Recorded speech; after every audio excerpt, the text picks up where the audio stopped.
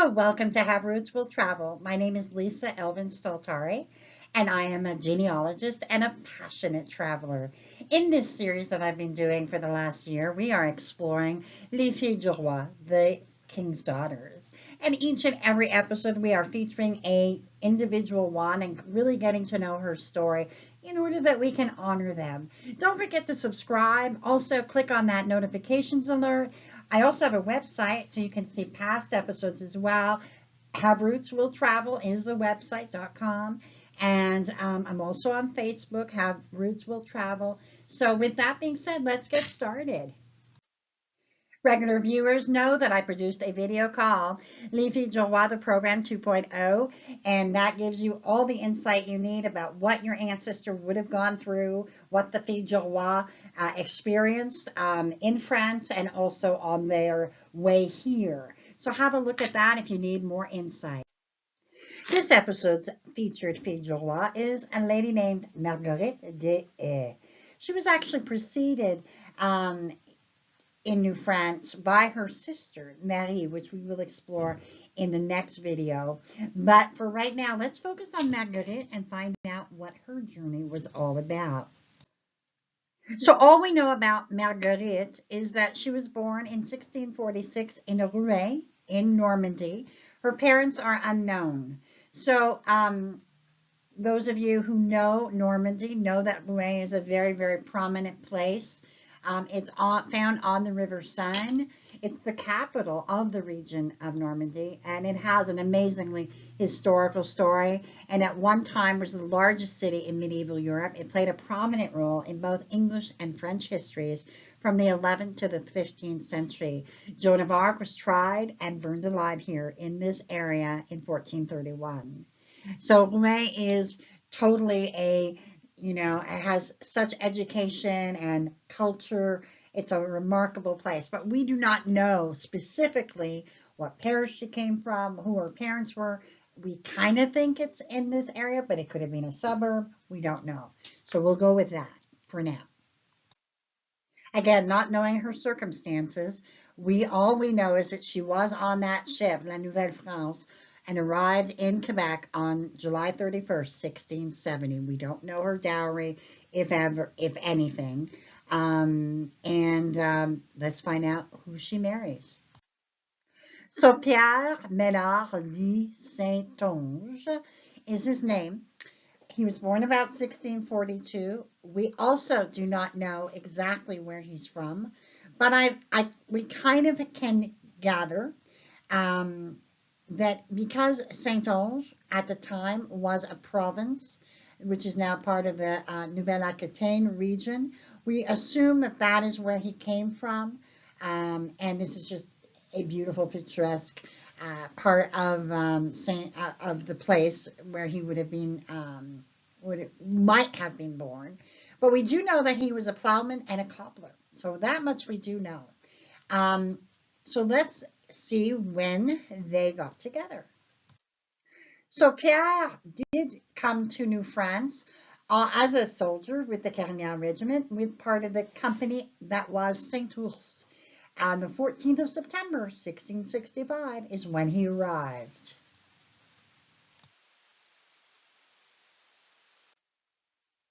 Reasons we don't have information about exactly where they're from or their parents is that the marriage record is not, obviously they were married.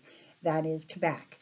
But we do not have any information other than it is told to us that they were married in Saint-Ours. And this is an actual example of the première église de Grand Saint-Ours, bâtie en 1675, which would have been, even after they got married. But certainly, this is one of the reasons that unless we find that document that lists anything, we will not be able to dig a little deeper into their ancestry. So the family would settle in Saint-Ours, which is very common. Remember, he came with the Compagnie de Saint-Ours. And you can see where Saint-Ours is in the square little box that on the map. It's right in the middle. You can see right there. It's off island, so it's really very close to Sorel. but it is along the St. Lawrence River as well. Here's a little history about Saint-Ours. The seigneury of Saint-Ours was given by Jean Talon to Pierre de Saint-Ours, officer of the regiment de Carignan-Salière. Many of Pierre's counterparts in the Carignan regiment also received seigneuries, notably Deshayes and Contrecoeur. The church registry was opened in 1681, and one of the first tenants to receive land was a man named François Pissonneau de Lafleur, in case that is somebody that you are familiar with. This area was under fire from the Iroquois in 1691, and as such, the seigneury grew very, very slowly. In fact, it was not until after 1703 that a mill was even built. So here we have some pictures. The upper left is a bust of Pierre Saint-Ours. We have the map, and then on the bottom left, we have the church that obviously did not exist when they were there, but it is obviously that would be your starting point. And this is just the village as it exists today, and in the middle, and on the right is your manor, the manor of Pierre Saint-Ours, which you can visit. And then we have the 1681 here on the upper right, where it lists 1681 census of New France. We have Pierre Menard, Cordonnier, Marguerite Deshayes, sa femme.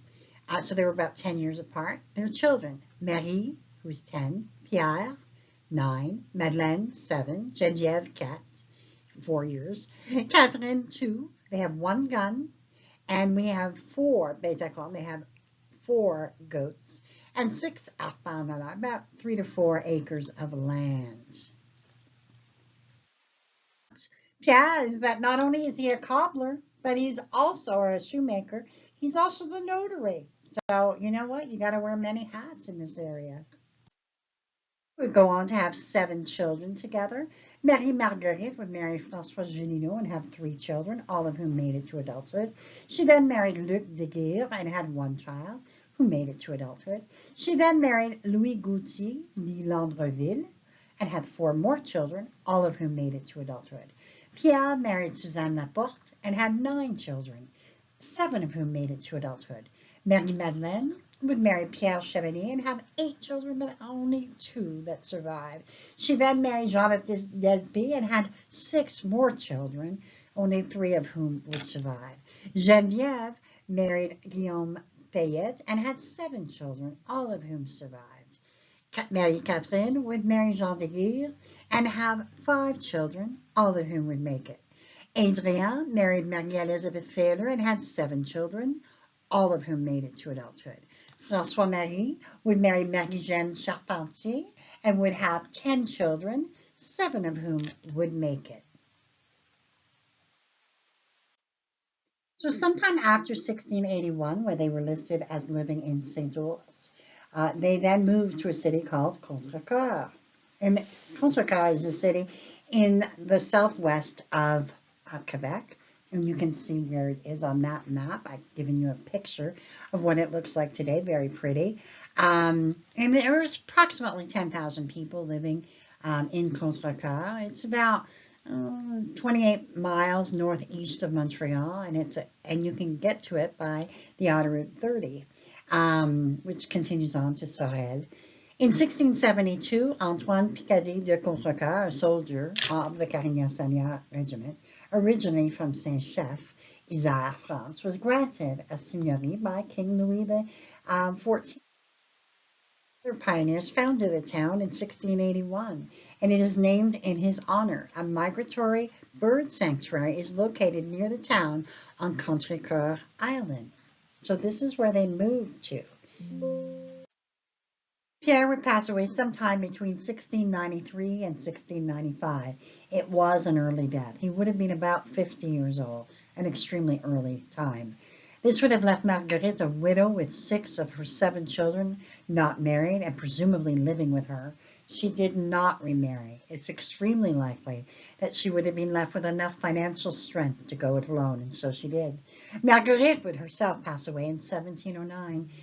When her children, except for her youngest, were all married, and even François would marry her last child, would marry within the year after she died. She left her family when she knew they were all right, an ultimate maternal priority, wouldn't you agree? And this is where she's buried in Contrecoeur. So, some more resources for you to explore. We have La Société des Filles du Roi, which is a society that has been going on since 1994. I am a member and I'm also the membership chairperson. Fabulous society. Even if you don't want to join, you should check out the website because it's got lots of information for you. The next one I would recommend is the Quebec E-Society, Genealogical E-Society. I'm also a member of that. Lots of great resources that now on that site. And they recently, if you remember, there's a lot more access to things. So check that out, please. Then we have Nos Origines, number 3, which is a fabulous site, free, and is kind of a user, kind of user friendly in the sense of, and user donated. It's like a group project, really, really good.